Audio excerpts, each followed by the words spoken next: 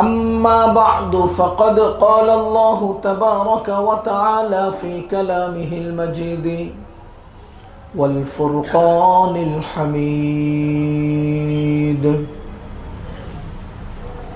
وإذا سألك عبادي عني فإني قريب أجيب دعوة الداعي إذا دعان وقال تعالى ادعوني أستجب لكم وقال رسول الله صلى الله عليه وسلم قال الله تعالى يا عبادي كلكم ضال إلا من هديته فاستهدوني أهديكم صدق الله العلي العظيم وصدق رسوله النبي الكريم ونحن على ذلك من الشاهدين والشاكرين والحمد لله رب العالمين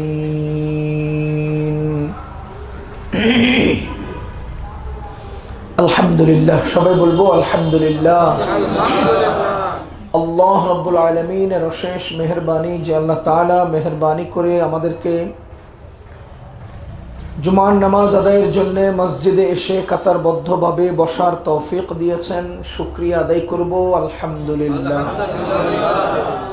সম্মানিত মুসল্লিয়ানে কেরাম, গত সপ্তাহে আমরা আলোচনা করছিলাম যে আল্লাহ আমাদের সাথে আছেন, আল্লাহ আমাদের সাথে সাথে আছেন। তাকওয়া অর্জনের সবচেয়ে বড় মাধ্যম মানুষ এই কথা অন্তরে বদ্ধমূল করে নেওয়া যে আল্লাহ আমাদের সাথে সাথে আছেন।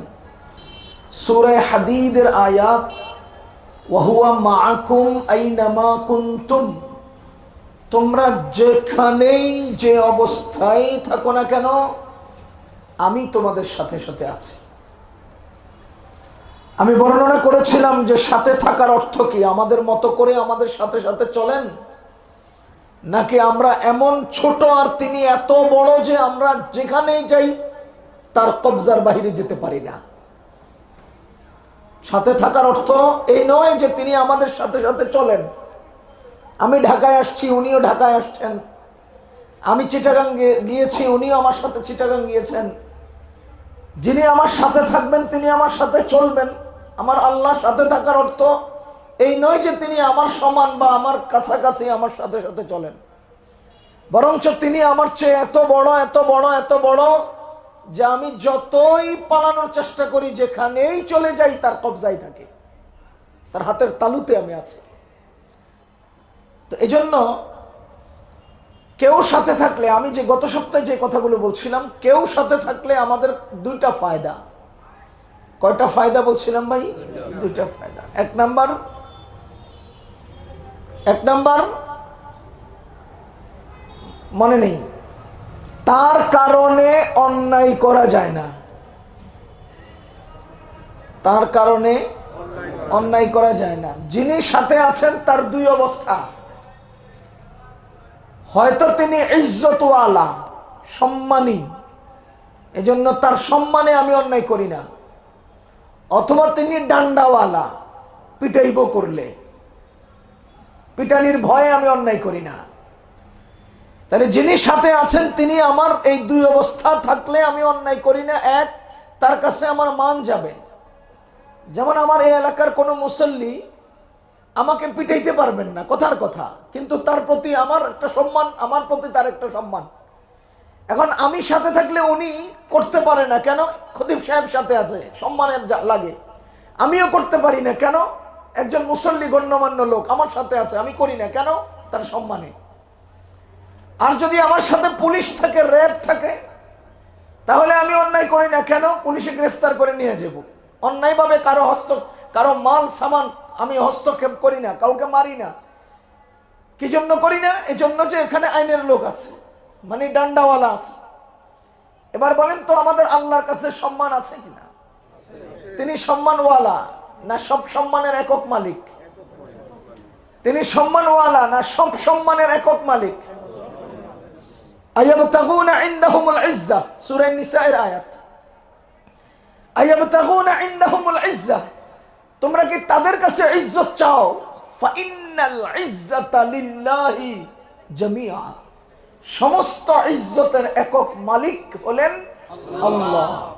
তুইজ্জু মান তাশা তুযিল্লু মান তাশা, কাকে তিনি ইজ্জত দিবেন কাকে বেইজ্জত করবেন তিনি জানেন। সুবহানা রাব্বিকা রাব্বিল ইজ্জা, ইজ্জতের রব হলেন তিনি। ইজ্জতের রব কে? তিনি। ইজ্জতের মালিক তিনি। ইজ্জত দেন তিনি, বেইজ্জত করেন তিনি। যে লোকটার দাপটে সমাজে চলা যায় না, আধা ঘন্টার ব্যবধানে সেই লোকটাকে আল্লাহ গর্তে ঢুকাইতে পারেন। আধা ঘন্টার ব্যবধানে সেই লোকটাকে গর্তে ঢুকাই দিতে পারেন, বের হওয়ার আর চান্স নাই। সামান্য সময়ের ব্যবধান। ইজ্জত তার হাতে, তার দেওয়া ইজ্জত নিয়ে বাড়াবাড়ি না করা। যাও, আমি গত সপ্তাহের আলোচনার ধারাবাহিকতা আসতে চাই। কেউ সাথে থাকলে কয়টা ফায়দা? এক নাম্বার, তার কারণে অন্যায় করা যায় না। কারণ দুইটা, তিনি হয়তো সম্মানী, না হলে শাস্তিদাতা, ক্ষমতাধর। আমার আল্লাহর শাস্তিও আছে, আল্লাহর সম্মানও আছে। এই জন্য তার সম্মানে, তার ভয়ে অন্যায় করব না। আর এটার নামই হলো তাকওয়া। তার সম্মানে অন্যায় না করা, তার ভয়ে অন্যায় না করা, তার ইজ্জতের স্বার্থে অন্যায় না করা, এটার নাম তাকওয়া। কিন্তু প্রসঙ্গত আসছে কেউ সাথে থাকলে দুই ফায়দা। তো দ্বিতীয় ফায়দা হলো, দ্বিতীয় ফায়দা কি গত সপ্তাহে বলছি আমরা। দ্বিতীয় ফায়দা হলো তার কাছ থেকে সাহায্য নেওয়া যায়, সহযোগিতা নেওয়া যায়। যিনি সাথে থাকেন তার কাছ থেকে কি নেওয়া যায়? সহযোগিতা নেওয়া যায়। বিপদে পড়লে তার হাত ধরে নিজেকে বাঁচানো যায়। এবার বলেন তো, আল্লাহ আমাদের সাথে আছেন কিনা? আল্লাহ আমাদের সাথে থাকলে আমাদের যাবতীয় প্রয়োজনে কার সাহায্য নেব? আল্লাহ। আল্লাহ। যেখানে আমি একা, সেখানে আমার আকীদা হলো আল্লাহ আমার সাথে আছেন। যেখানে আমার সাথে দু চারজন থাকে, সেখানে আমার আকীদা কি? আছি তো আমরা, বুঝেন না? আছি তো আমরা। যেমন আমি একদিন টাঙ্গাইল থেকে প্রোগ্রাম করে আসছিলাম, রাতের 2:30টায় মালিবাগ চত্বরে আমাকে পুলিশ সিগন্যাল দিল। আমি আর ড্রাইভার, আমরা দুইজন ছাড়া কেউ নেই। ড্রাইভার সাহেব গাড়ি চালায়, আমি সামনের সিটে বসান। পুলিশ একজন, দেখতে কেমন কেমন লাগে। বাংলাদেশে তো পুলিশরাও মাঝে মধ্যে কিছু অঘটন ঘটায় ফেলে। সুযোগ পাইলে পুলিশ আর অপুলিশ না, উপর থেকে নিচ কেউ বাদ দেয় না সুযোগ পাইলে। আর সুযোগ না পাইলে তখন সবাই মাথায় পাগড়ি দিয়া, ঘোমটা দিয়া, তসবিহ হাতে লিয়া ইল্লাল্লাহর জিকির মারে। এটা সহজ কথা, বুঝেন নাই? সুযোগ পাইলে করে। যা হোক, আমি ভয় পেয়ে গেছি। পুলিশ এসে বলতেছে, আপনার দুইজন সামনে কেন? আমি বললাম, আমরা যাত্রী দুইজন গল্প করতে করতে আসতেছি। কয়, আমাদের একটা নীতি হলো সামনে দুইজন থাকা মানে এরা ছিনতাইকারী। কেন? হুট করে কারোর থেকে কিছু লইয়া পলায় যায়। এই উসুল তো আমি জানি না। এখন হ্যাঁ, আমারে নামেন, গাড়ি থেকে নামেন। নামছি, ড্রাইভাররা নামেন, নামছি। মানে চেহারা সুরতে, আকার আকৃতিতে মোটামুটি মনে হইতেছে যেন আমরা ধীরে ধীরে খপ্পরে পড়তে যাচ্ছি। ব্যাগডালা উঠান। তো ড্রাইভারের কলম দিয়ে দাও, সবারই সব দেখাও। আমি ওই সাইডে গিয়ে দাঁড়ায়া, আল্লাহুম্মা ইন্না নাজআলুকা ফি নুহুরিহিম ওয়া নাউযু বিকা মিন শুরুরিহিম, এই দোয়াটা পড়তেছি চুপে চুপে। এটা অনেক শক্তিশালী একটা দোয়া। দোয়া পড়তেছি, ও আমার দিকে কানায়া তাকাইছে। তাকাইয়া কতক্ষণ পরে কইতেছে, আপনারা হুজুর মানুষ, যান, ছেড়ে দিলাম, চলে আইলাম। আরেকদিন আমি তো মিরপুর জুমা পড়াতাম এখানকার আগে। 10 নম্বর থেকে জুমা পড়িয়ে আমি 2 নম্বরের ওদিক দিয়ে 60 ফিট হয়ে বের হব।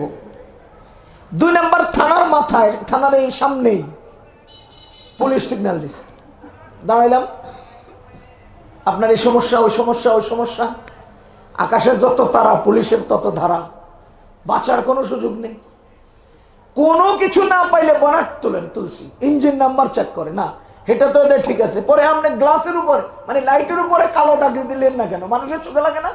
500 টাকা ফাইন। মানে খাইবো কিছু দরকার, খিদে লাগছে, লাগবে কিছু, কোনো ওয়েতে আপনি বাঁচতে পারবেন না। আচ্ছা, 2 নম্বর থানায় আমার এক সম্পর্কে চাচা হয়, কিন্তু আমরা একজন একজনকে তুমি করে বলি। ছোটকালে একসাথে খেলাধুলা করতাম, একসাথে আমরা চলতাম। এরকম বাল্যকালের এক দোস্ত 2 নম্বর থানাতে রানিং চাকুরিরত একজন এসআই আছে। আমি করলাম কি, ওরে ফোন দিলাম, কথা বুঝেন। ফোন দিয়ে বললাম, কাকা কোথায় আছো? থানায় আছি। কই একটু ভাইয়ের সাথে কথা বলো, ওই যে পুলিশ যে আমার ঠেকাইছে, ওনার সাথে একটু কথা বলো। কারোর সাথে কথা বলা যাবে না, পুলিশে কারোর সাথে কথা বলবে না। আমাকে 1200 টাকার জরিমানা ধরাই দিছে, রসিদ করে লেছে। কথা বলবে না, টাকা দেন, টাকা দেন, টাকা চাই। আয় হায়, আপনারা বলেন তো এখন কটা বাজে? দিনের 2:30 বাজে, কোন না এখন? আর ওই দিন মালিবাগ চত্বরে রাত্রের 2:30, বলেন না কয়টা? আর আজকে, ওই দিন আমি কোন দিকে টেলিফোন লাগাইলাম? আজকে আমি কোন দিকে টেলিফোন লাগাইলাম? কথা কয় না, মামুর কাছে। আমি দুনিয়াতে মামুর কাছে টেলিফোন লাগাইয়াই বেজালে বসছি, আর ওখানে মালিকের কাছে টেলিফোন লাগাইয়া কাজে লাগিয়েছি। এই জন্য যখন আমি একা থাকি তখন আমার মনে হয়েছে তিনি ছাড়া আমার কেউ নেই।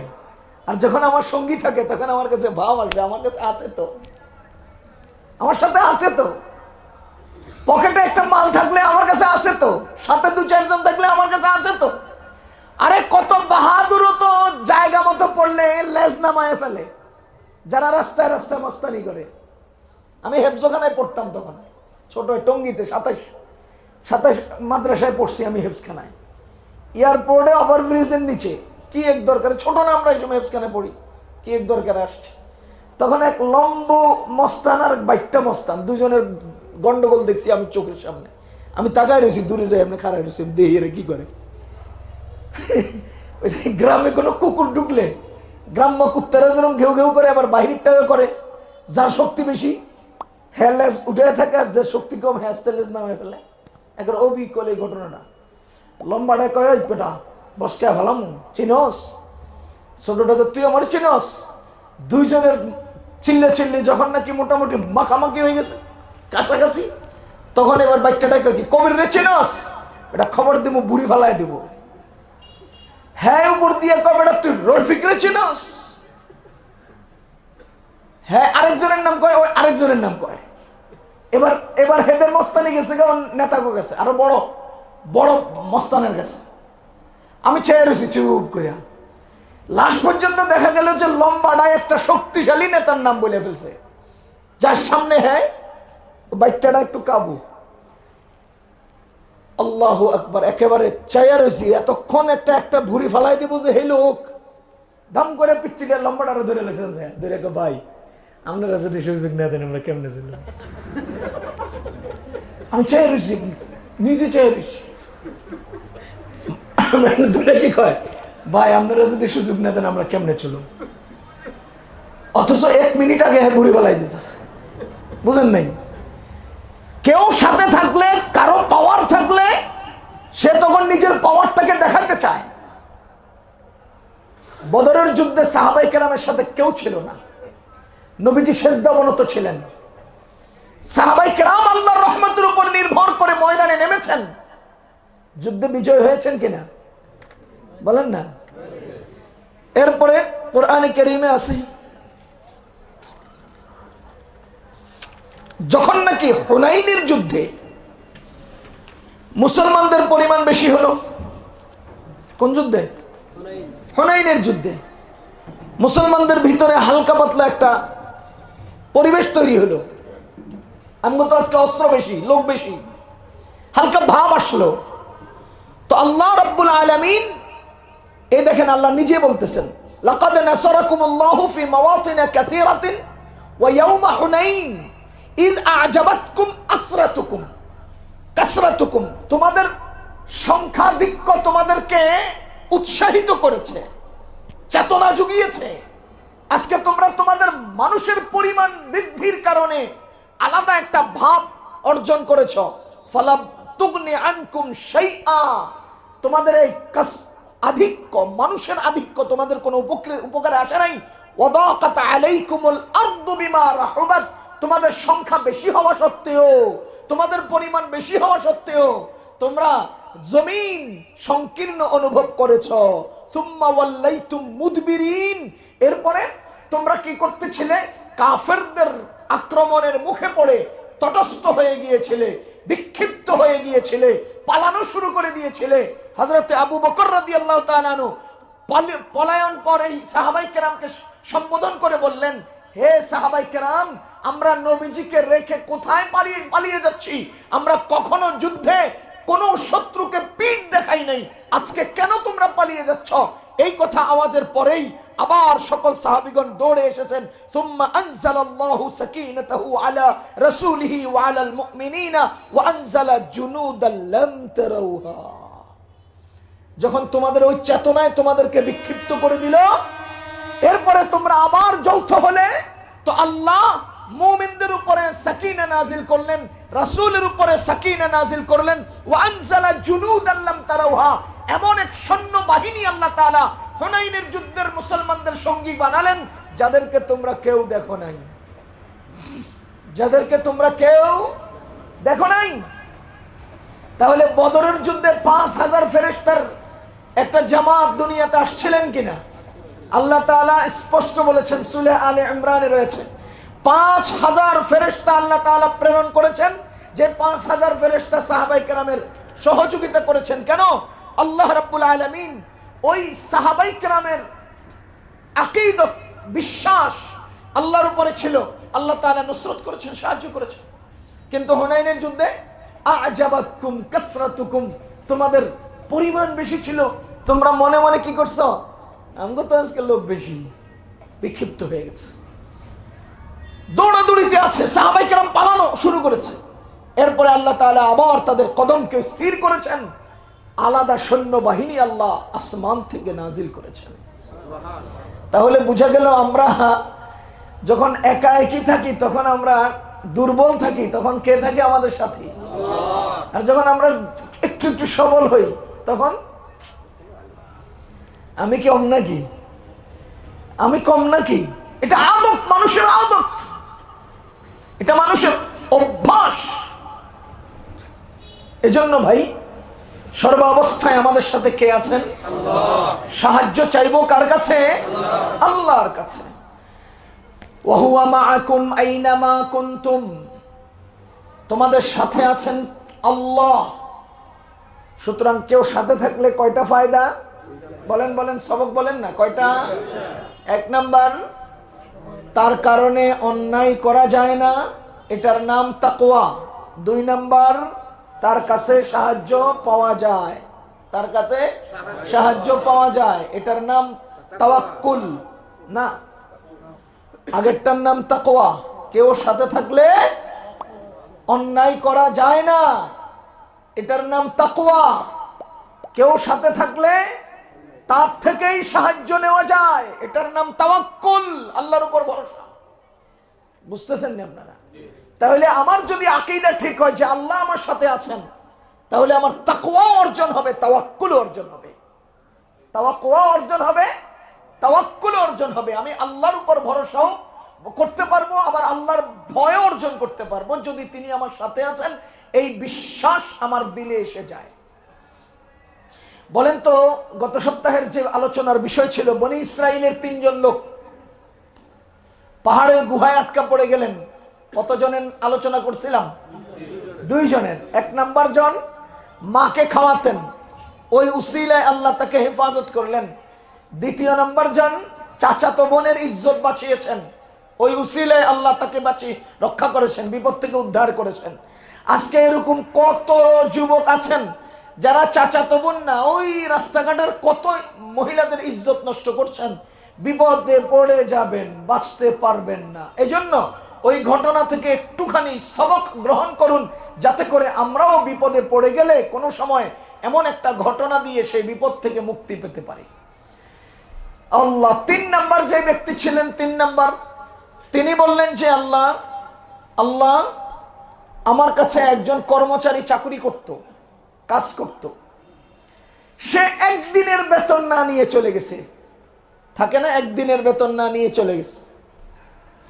এখন আমি একদিনের বেতনটা আলাদা করছি, টাকাটা আমি রেখে দিছি, কিন্তু কর্ম কি?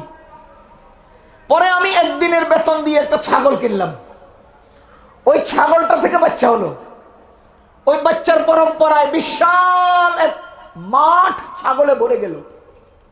চিন্তা করেন, এক কর্মচারীর একদিনের বেতনে এক ছাগল, ওই ছাগলের বরকত পুরা ময়দান ভরে গেল, বকরির পাল হয়ে গেল। ও আল্লাহ, দীর্ঘদিন পরে সেই কর্মচারী আমার কাছে আসলো, বহুদিন পরে আইসা বলতেছে, ভাই আমি বিপদগ্রস্ত, আমাকে সাহায্য করেন। যদি সাহায্য করেন তো ভালো কথা, আর না হলে আমি আপনার কাছে এরকম এরকম চাকরি করে একদিনের টাকা পাওনা ছিলাম বা একদিনের বেতন পাওনা ছিলাম, সম্ভব হলে আমার ওইটা দেন। আল্লাহ আল্লাহ আপনি সাক্ষী, সে একদিনের বেতন দিয়ে ছাগল কিনেছিলাম, সেই ছাগল থেকে বরকত হয়ে পুরো মাঠ ভরে গিয়েছে। আমি সেদিন সেই কর্মচারীকে বলেছিলাম, আল্লাহ ময়দানের সব ছাগল তো তোমার। সে আমাকে আশ্চর্যান্বিত হয়ে জিজ্ঞেস করেছিল কিভাবে? আমি বললাম, তোমার বেতনের টাকা দিয়ে আমি সেই ছাগল কিনে সেটাকে লালন পালন করে এতগুলো করছি, মূল পুঁজি তো তোমার। আমি তো শুধু খেটেছি, আমি তো শুধু শ্রম দিয়েছি, কিন্তু মূল পুঁজি তো তোমার। সুতরাং ময়দানে যতগুলো ছাগল আছে এগুলো সব তোমার মাওলা। আমি তাকে বলেছিলাম, ছাগল তুমি নিয়ে যাও, সে সবগুলো ছাগল নিয়ে গেছে। ও আল্লাহ, আমি তাকে একদিনের বেতন দিয়ে ছেড়ে দিতে পারতাম, আমি তাকে 2-4টা ছাগল দিয়ে বিদায় দিতে পারতাম, আমি তাকে তার মূল পুঁজিতে উৎপাদিত সমস্ত সম্পদ দিয়ে দিছি। মালিক, তোমার কাছে ভালো লাগলে আমাদেরকে আজকের বিপদ থেকে উদ্ধার করো।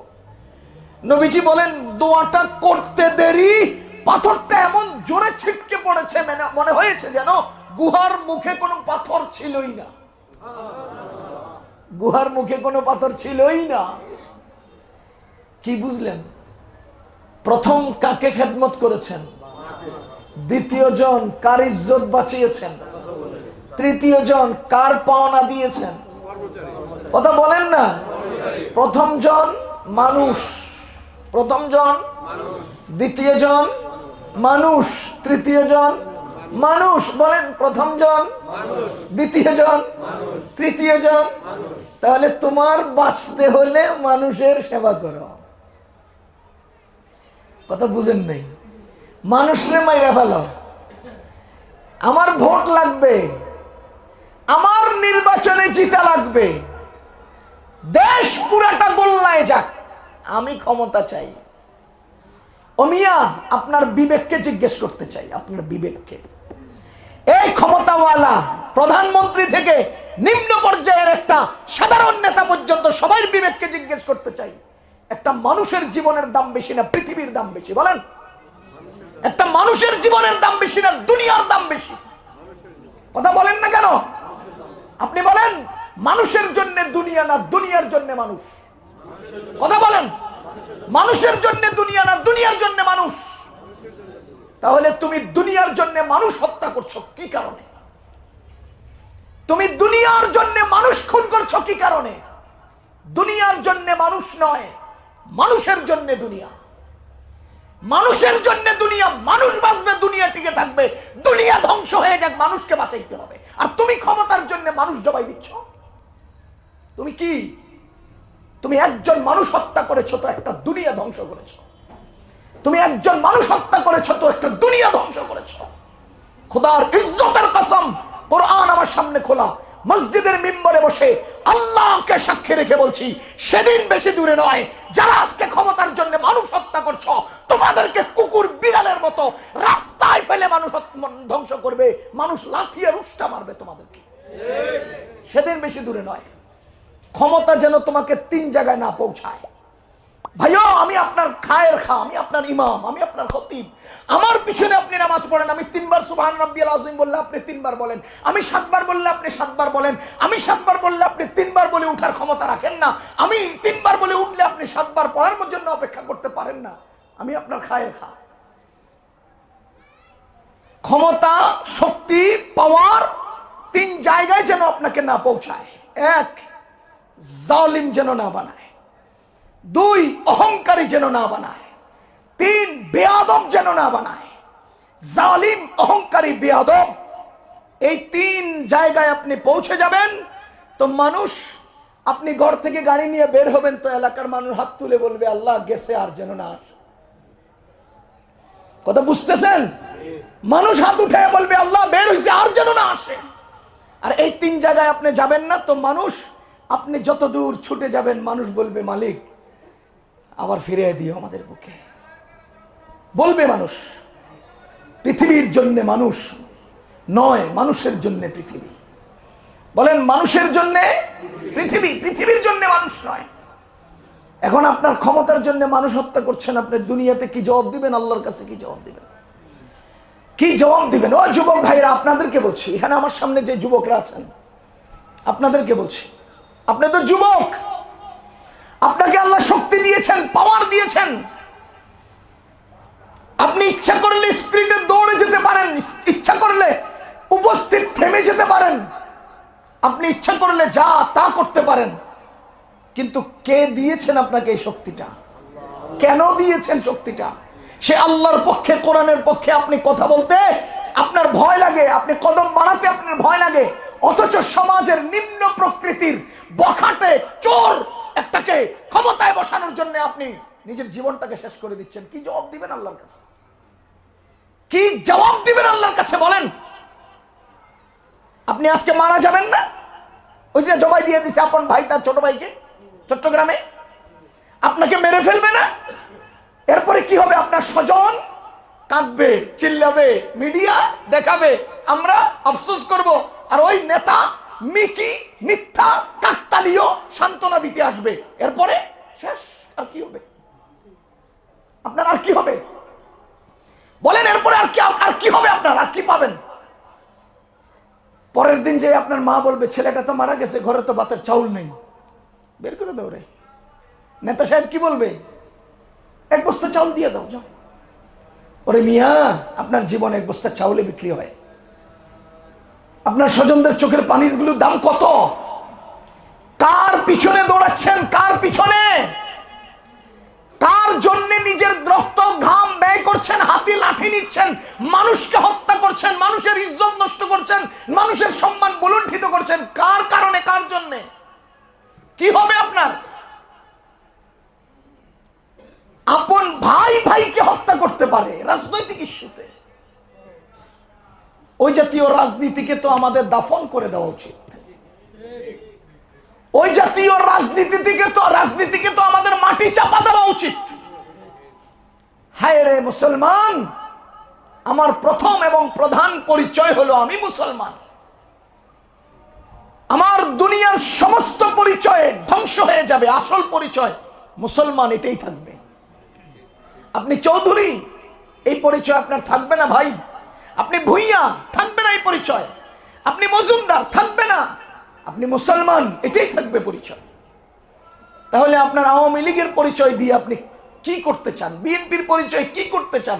বিদ্রোহী পার্টির পরিচয় কি করতে চান? জাতীয় পার্টি, জামাত ইসলামের পার্টি নাম দিয়ে আপনি কি করতে চান? দলাদলি, মারামারি, কাটাকাটি, হানাহানি।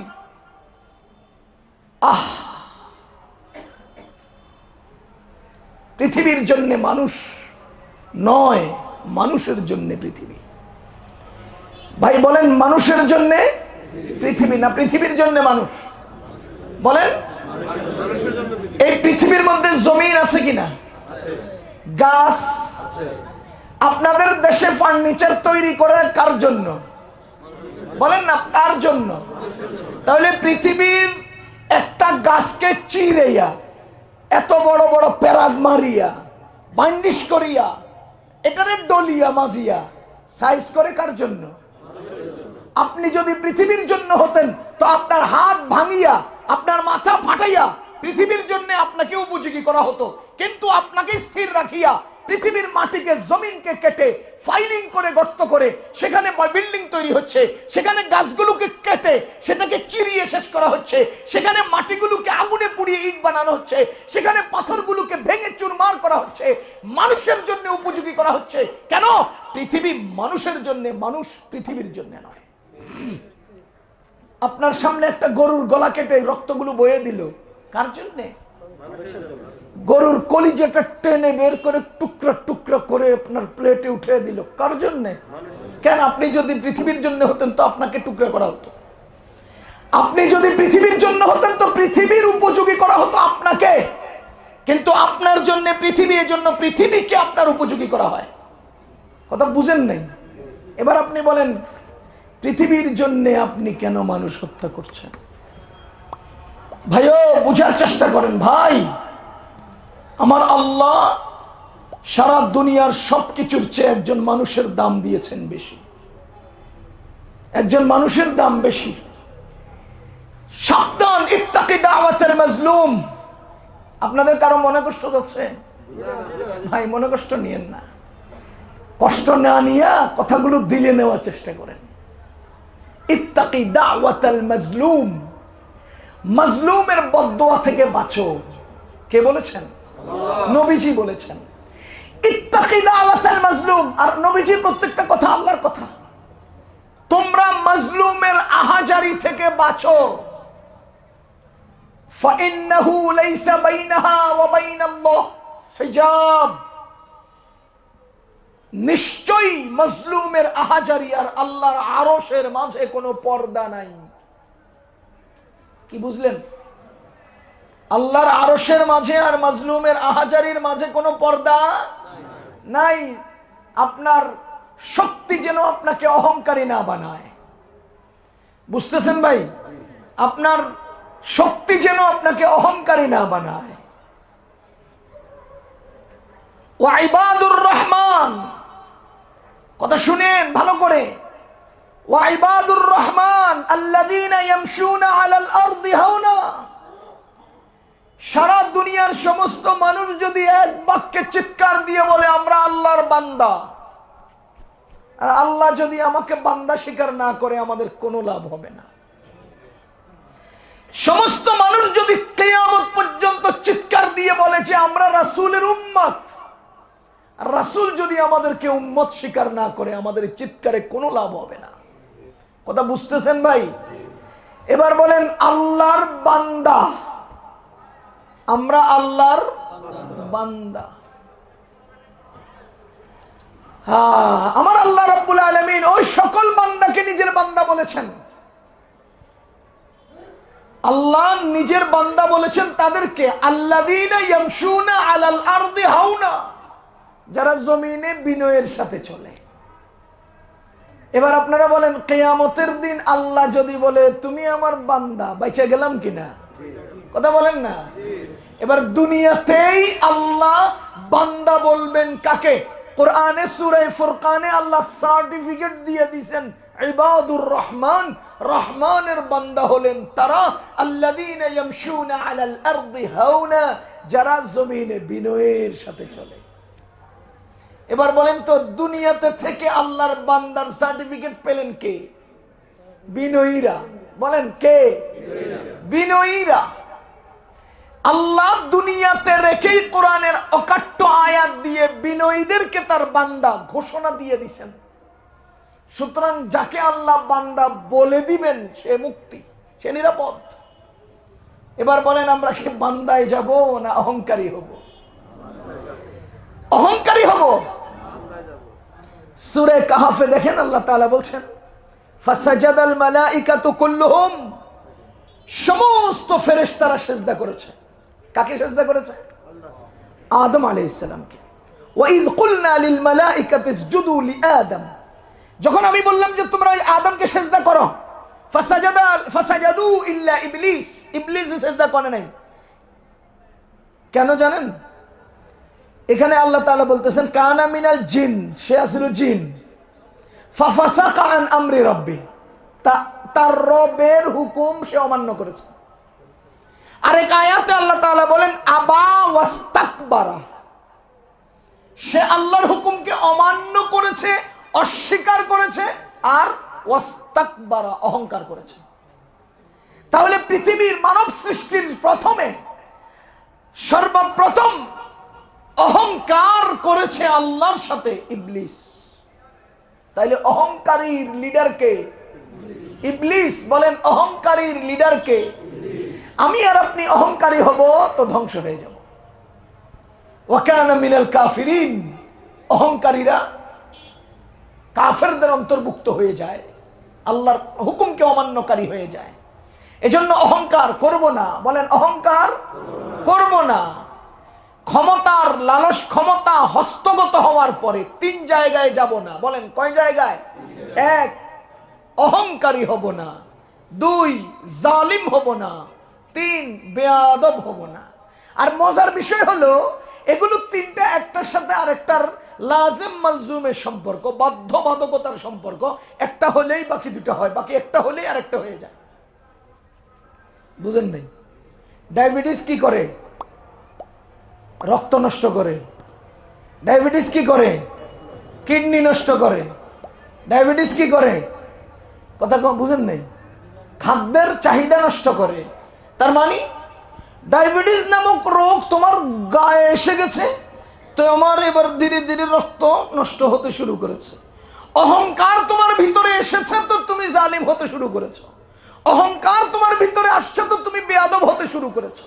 এই ডায়াবেটিস যেমন মানুষের কিডনি আর রক্ত নষ্ট করে, এই 3টার একটা ঢুকলেই বাকি 2টা অটোমেটিক তার ভিতরে চলে আসে। এজন্য চেষ্টা করব আমরা অন্তত ক্ষমতা পাইয়া, হাতের শক্তি পাইয়া যেন অহংকারী এবং জালিম না হয়ে যাই, বেয়াদব না হয়ে যাই। পারবো না ভাই? পারবো না ইনশাআল্লাহ। আপনার কাছে উদাহরণ দেই আমি। আপনি ক্ষমতা পেয়েছেন, একটা উদাহরণ দিয়ে কথা শেষ করে দিচ্ছি। আমার এক মহাব্বতের লোক, নাম ছিল আলী হোসেন। আমাদের গ্রামের বাড়ি ফেনীতে, মুন্সিরহাট বাজারে। আমি একদিন সোনাগাছির মাহফিলে যাব, বাড়ি থেকে আসছি। বাজারে আসার পরে আলী হোসেন ভাই খুব দ্রুত হুন্ডা চালায় আসতেছিলেন। সে ব্রেক দিলেন আমাকে দেখা। ব্রেক দিয়েই নেমে সালাম করলেন, মুসাফা করলেন, জিজ্ঞেস করলেন হুজুর কই যাবেন? বললাম যে অমুক জায়গায় মাহফিলে যাব। অনেক মহাব্বত করে আমাকে। সে এসে বলতেছে হুজুর 1 কাপ চা খান আমার সাথে। আমি বললাম আমার কাছে সময় নেই, সময় নাই, চাহিদা নাই, জরুরত নাই। কয় না খাইলে খুশি হব। তা আমি নামলাম, হোটেলে বসলাম, চায়ের অর্ডার দিলাম, চাটা হাতে নিলাম, নিয়ে তাকে বললাম যে দেখেন আমি কিন্তু এই চা আপনার জন্য খাচ্ছি, আমার জন্য না। আমি যে চাটা খাইতেছি এটা কার জন্যে? আপনার জন্যে। কারণ আমার সময় ছিল না, চাহিদাও ছিল না, জরুরতও ছিল না। আপনি খুশি হবেন এই জন্য খাইলাম। বলেন তো এখানে খাওয়াটা হচ্ছে আমার, কিন্তু ফায়দাটা হচ্ছে, কথা বুঝেন নাই? আপনারা যে ইমাম সাহেব, খতিব সাহেব, মাদ্রাসার ছাত্র, ওস্তাদ বা কোনো গরিব দুঃখীকে খাওয়ান, এই খাওয়ানোর দ্বারা তৃপ্তি আপনি পান। তৃপ্তি কে পায়? আপনি পান। যাকে খাওয়ালেন না তার কি ওই বেলা না খেয়ে রয়ে গেছে? কি মনে হয়? এই এলাকার সব মানুষকে আমি খাওয়াইছি? সব মানুষের একজন আরেকজনে খাওয়াইছেন? তা না খাওয়াইলে কি এই বেলা শেষ হয় না? আপনি খাওয়াইলেন যে আমাকে, আমার কি হলো? খাওয়া হলো, কিন্তু তৃপ্তি কার হলো?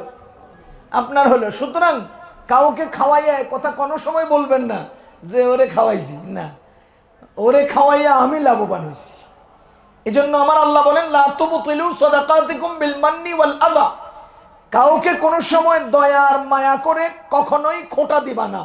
আমরা অনেক সময় বলি বেটা আমার বাড়িতে খাইছো যে অন্য হাত থেকে গরুর গোশতের গন্ধ যায় না, তুই আমার লোক এটা করাস, গেছে শেষ হইয়া। বাতিল। বিল মান্নি ওয়াল আযা, কষ্ট দিবা না, খোঁটা দিবা না। যাহা হোক, ওনারা বললাম যে চাটা আপনার জন্য খাচ্ছি। আল্লাহ। এরপরে জিজ্ঞেস করলাম হুন্ডাইটা কার?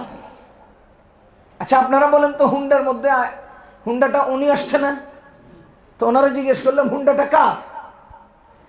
আমাদের সাধারণত মানুষের আদত হলো যদি জিজ্ঞেস করি গাড়িটা কার, তো সে বুকে একটু ফুলাইয়া কি কয়, হ্যাঁ গরিবের, গরিব বলে তোমার বুক ফুলে কে?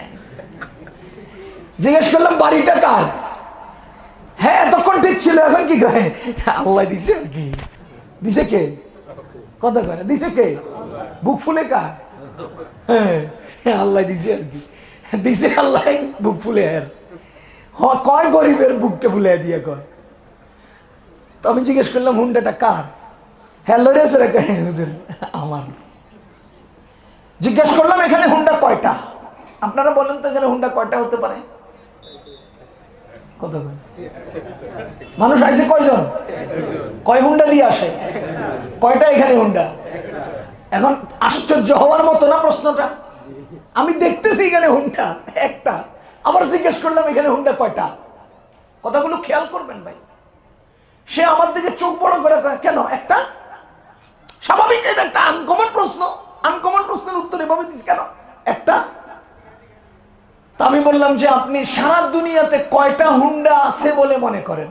সারা পৃথিবীতে কতটা হুন্ডা আছে বলে আপনারা মনে করেন? বলেন না। অগণিত। প্রতিদিন রাস্তায় নতুন হুন্ডা আসছে, প্রতিদিন রাস্তায় নতুন হুন্ডা ভাঙছে, প্রতিদিন কোম্পানি নতুন হুন্ডা বানাচ্ছে, প্রতিদিন শোরুমে নতুন হুন্ডা শো হচ্ছে, হচ্ছে কিনা? আপনার এটা থার্ড ক্লাস মডেলের, আরো হাই কোয়ালিটি, আরো উন্নত মডেলের দুনিয়াতে হুন্ডা আছে না নাই? এবার আপনারা বলেন তো হুন্ডা এখানে কয়টা আর বাহিরে দুনিয়াতে কয়টা? ও ভাই সবাই বলছেন, বুঝতেছেন? এখানে কয়টা, সারা দুনিয়াতে কতটা? আলী হোসেন ভাই কয় হুন্ডার মালিক? আর বাহিরে কতগুলো হুন্ডার মালিক না? আমি ওনাকে জিজ্ঞেস করলাম যে এবার আপনি বলেন তো আপনি কয়টা হুন্ডার মালিক? হুজুর একটা। বাহিরে কি পরিমাণ হুন্ডা আছে? অগণিত। তো ওগুলো কয়টার আপনি মালিক? একটারও না। তাইলে মালিক হইলেন কয়টার? মালিক না কয়টার? অঙ্কটা করেন। অগণিত হুন্ডার মালিক না হয়ে মাত্র একটা, তাও কোয়ালিটিহীন একটা হুন্ডার মালিক হলেন। আর হুন্ডায় তেল ঢুকাইয়া স্কেলেটর চাপ দিলে ভাম ভাম করে ছুটে। সাবধান আলী ভাই, আপনি এমন ভাবে ছুটবেন না যেন কারো কষ্ট হয় আওয়াজে, বালুতে, স্পিডে। কেউ যেন ভয় না পায় আওয়াজে, কেউ যেন স্পিডে আতঙ্কিত না হয়, কেউ যেন বালু উড়ার কারণে তার কষ্ট না হয়। এমন আচরণ দিয়ে হুন্ডায় উঠে অহংকারমূলক আচরণ করে রাস্তায় চলবেন না।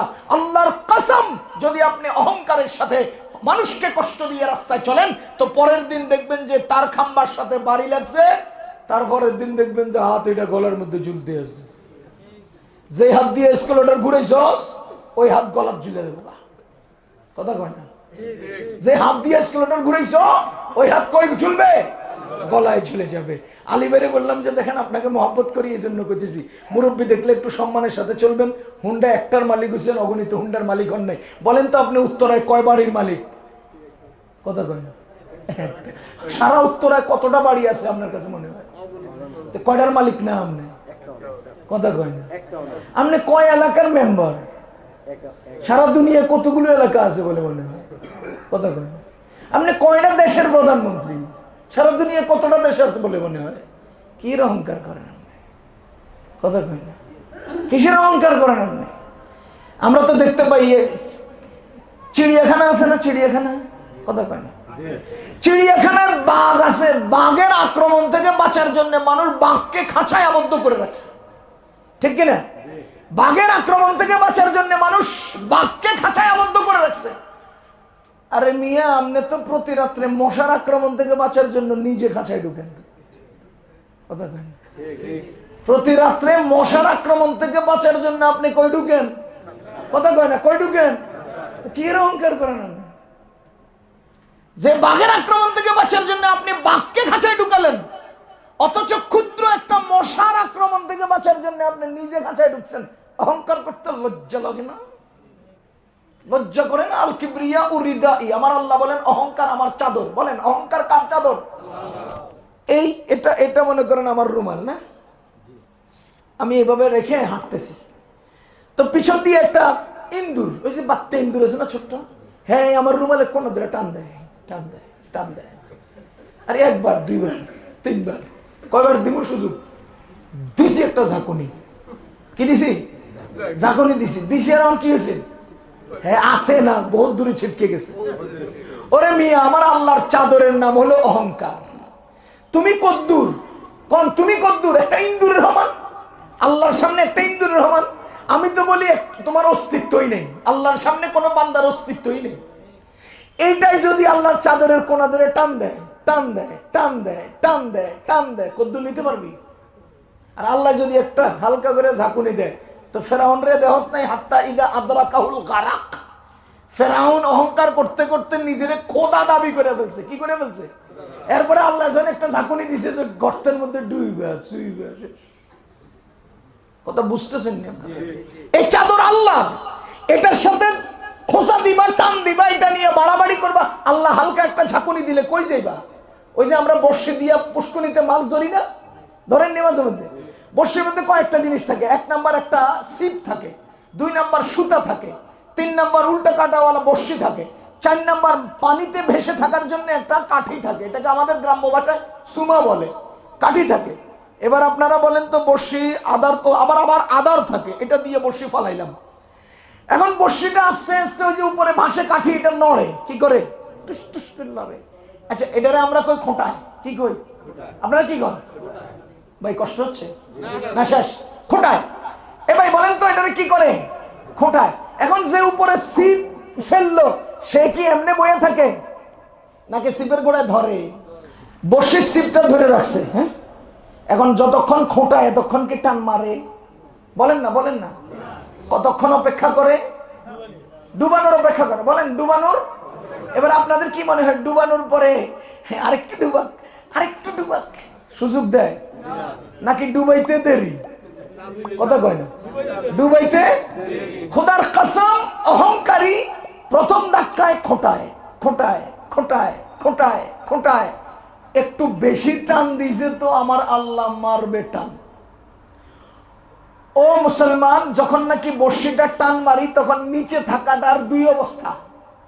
হয়তো গালমূল ছিঁড়া 3000 গজ দূরে গিয়া পড়ে, আর না হলে ভিতরে আইকা ক্যাক করে যায়।